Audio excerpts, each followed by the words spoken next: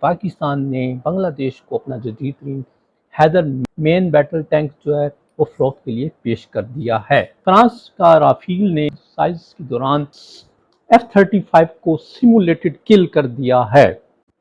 اعوذ باللہ من الشیطان الرجیم، بسم اللہ الرحمن الرحیم۔ السلام علیکم، آپ دیکھ رہے ہیں گلوبل ڈیفنس ویو، اور آج کی گلوبل ڈیفنس ویو میں آنے سے پیشتر آپ نے ابھی بھی گلوبل ڈیفنس ویو کو سبسکرائب نہیں کیا تو گلوبل ڈیفنس ویو کو سبسکرائب کر لیں اور بیل آئیکن کو پریس کریں، آنے والا کا نوٹیفیکیشن مل جائے۔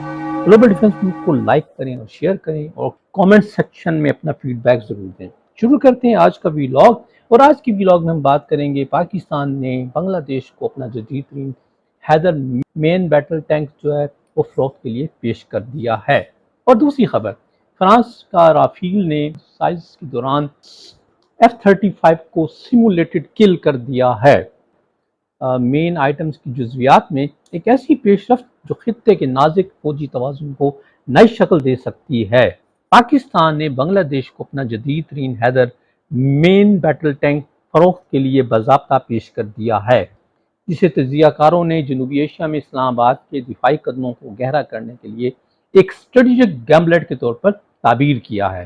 یہ پیشکش بنگلہ دیش کے اعلیٰ فوجی افسران کے ہیوی انڈسٹریز ٹیکسلا کے ایک اعلیٰ سطحی دورے کے دوران پیش کی گئی۔ بنگلہ دیش کے وفد کو ہٹ کے دورے کے دوران پاکستان کے آرمرڈ مینوفیکچرنگ کی پیداواری لائن کے حوالے سے خصوصی جائزہ دیا گیا۔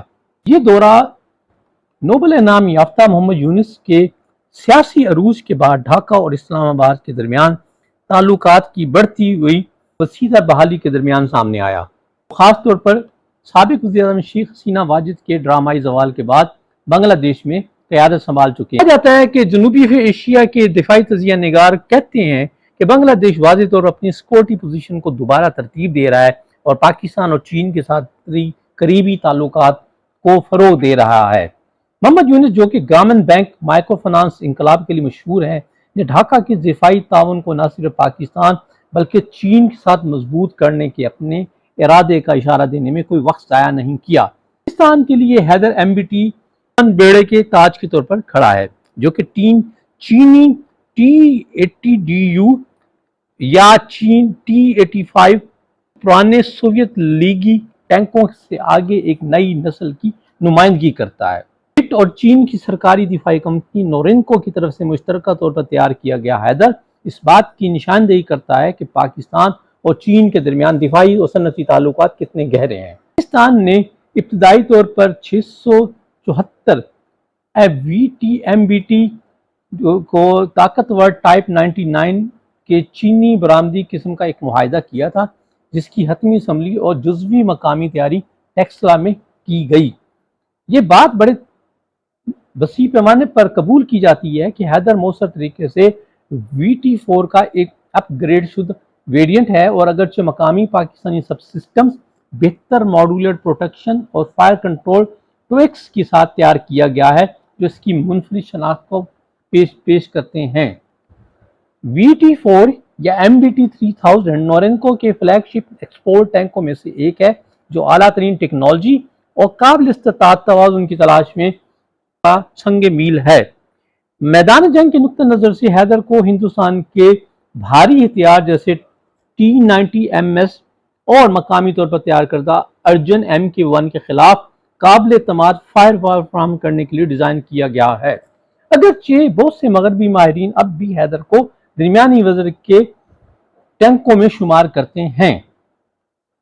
ساختی طور پر حیدر ایک روایتی 3 آدمیوں پر مشتمل، جس میں ڈرائیور سامنے کے مرکز میں بیٹھا ہوتا ہے اور گنر اور کمانڈر برج کو چلاتے ہیں۔ اس کا بنیادی ہتھیار 125 ملی میٹر کی سموتھ بور گن ہے، جس سے گائیڈڈ اینٹی ٹینک میزائل کے علاوہ متعدد بارودی مواد کو فائر کرنے کی صلاحیت ہے۔ 38 راؤنڈ کے فائر کرنے کا مطلب یہ ہے کہ ٹینک متنازع علاقوں میں اپنی موجودگی کو برقرار رکھ سکتا ہے۔ قریبی تحفظ کے لیے حیدر کو کویکسل 7.6 mm کی مشین گن اور ایک ریموٹ کنٹرول ویپن سسٹم بھی انٹیگریٹ کیا گیا ہے، جس میں ایک بھاری 12.7 mm کی مشین گن ہے۔ ٹینک کی بقا کے لیے اس میں لیئرڈ کمپوزٹ اور explosive reactive armour system ہے، اور اس کے ساتھ ساتھ tandem charge anti tank guided missiles के खिलाफ बचाव का भी बंदोबस्त है। नकल हरकत के लिहाज से हैदर एक मजबूत 1200 हार्स पावर डीजल इंजन के साथ खुदकार ट्रांसमिशन के साथ ताकत हासिल करता है, जो तकरीबन 70 किलोमीटर फी घंटा की तेज रफ्तार और 500 किलोमीटर तक की ज्यादा रेंज को काबिल बनाता है। ये ताकत और वजन के तनासब से हैदर को इलाकाई साथियों के साथ बराह रास्त मुकाबले में रखता है। नुमाया तौर पर कम कीमत पर बांग्लादेश जैसे मुल्कों को जो काबिल भरोसा लेकिन सस्ती अपग्रेड के ख्वाह हैं के लिए एक अहम ऑप्शन है। इसका एडवांस फायर कंट्रोल सिस्टम, जदीद thermal imaging, laser range finder और डिजिटल बैलिस्टिक कंप्यूटर को इंटीग्रेट किया गया है, जो चलते फिरते भी पहली बार मारने का इम्कान फराहम करता है। कहा जाता है कि हैदर की पहली खेप को पंजाब और सिंध में तैनात कर दिया गया है, जहां पाकिस्तान आर्मी की आर्मर्ड फॉर्मेशंस में हैदर को हिंदुस्तान की सरहद के करीब ऑपरेशंस के लिए रीढ़ की हड्डी के तौर पर अपनाने का इम्कान है।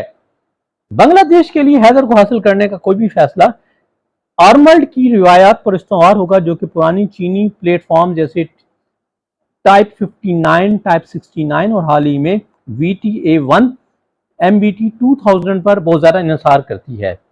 बांग्लादेश के टैंकों की कुल तादाद 300 से ज़्यादा है, जो कि इसकी आर्मर्ड कोर को हिंदुस्तान और पाकिस्तान से बाद जनूबी एशिया की सबसे बड़ी अफवाज में से एक के तौर पर पेश करती है।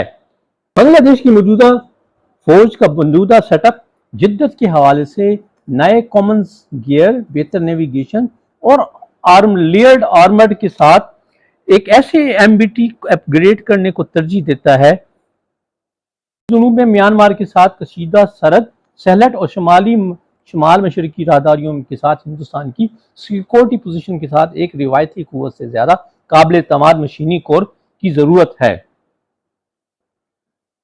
स्ट्रेटेजिक तौर पर हैदर का कोई भी हसूल हिंदुस्तान के इलाकाई हिसाबात में एक और जहद का इजाफा करेगा, जो ढाका, इस्लामाबाद और बीजिंग के दरमियान उभरती हुई सैफरी ताकत की मुसाबकत को पेचीदा बनाएगा।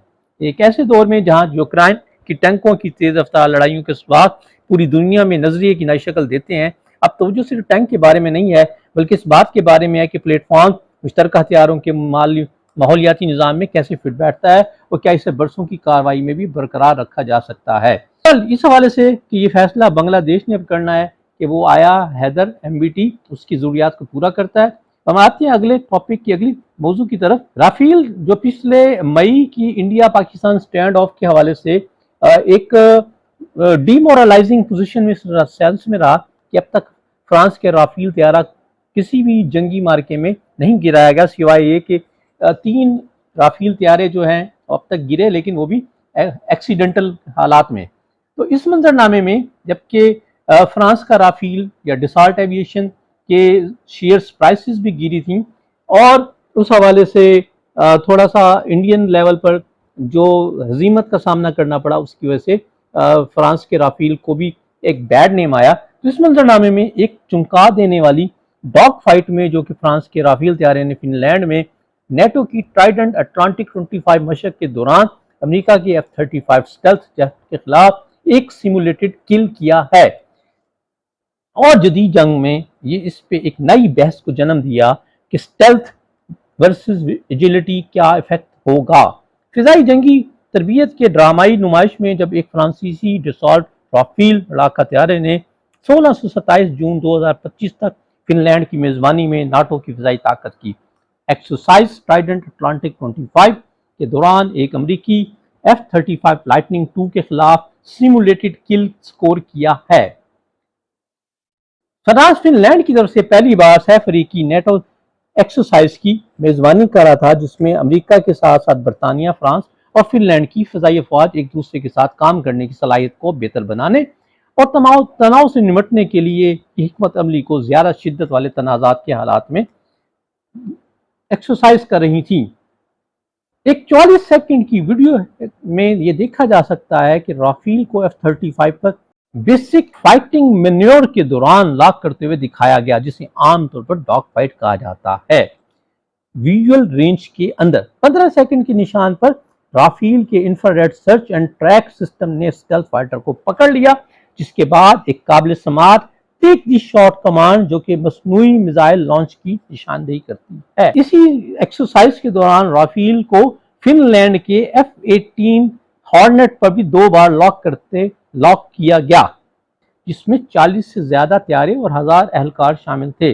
इन शिरकत करने वाले बहरी बेड़ों में F-35A, lightning 2, F-15E strike eagles, British Eurofighter typhoon, फ्रांसीसी राफेल्स, फिनलैंड के F-A-18 हॉर्नेट्स और इसके अलावा फ्रांसीसी F-E-3F एवॉक्स और A-400M ट्रांसपोर्ट तैयारे भी शामिल थे। डेल्टा विंग डिजाइन ताकतवर सिनेमा M88 इंजनों और आला दर्जे के स्पेक्ट्रा इलेक्ट्रॉनिक वॉरफेयर सूट के साथ डॉग फाइट के माहौल में परवान चढ़ता है, जहां एजिलिटी, सेंसर फ्यूजन और इलेक्ट्रॉनिक जवाबी इकदाम का गलबा होता है। इसके बरक्स F-35 की ताकत बियॉन्ड विजुअल रेंज से लड़ाई में है, स्टेल्थ शेपिंग, सेंसर फ्यूजन और नेटवर्क बैटल स्पेस अवेयरनेस, ताकि पता लगने से पहले मुखालफिन को निशाना बनाया जा सके। तजियाकार इस बात पर जोर देते हैं कि राफेल का सिमुलेटेड किल इसकी मजबूत करीबी रेंज जंगी बर्तरी को जाहिर करता है।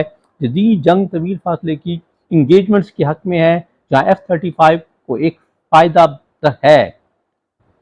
इस वाक्य से 2009 के एक और वाक्य की याद भी आती है, जब एक राफेल ने मशरिक वस्ता में एक्सरसाइज के दौरान F-22 रैप्टर के खिलाफ सिमुलेटेड हलाकत हासिल की थी। ये इस मंजरनामे में ये एक्सरसाइज फ्रांस की डसाल्ट एविएशन के राफेल को एक नई जान देने के मुतरादिफ है, क्योंकि इंडिया पाकिस्तान स्टैंड ऑफ के हवाले से, जहां अब हालिया दिनों में फ्रांसीसी एक इदारे ने भी इस बात की तस्दीक की है कि पाकिस्तान ने इंडिया के 2 राफेल को हिट किया था।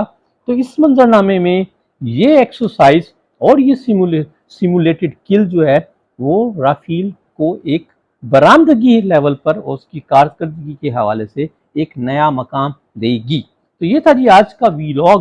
उम्मीद है आपको ये वीलॉग पसंद आएगा। खुश रहें, आबाद रहिए। अस्सलाम वालेकुम।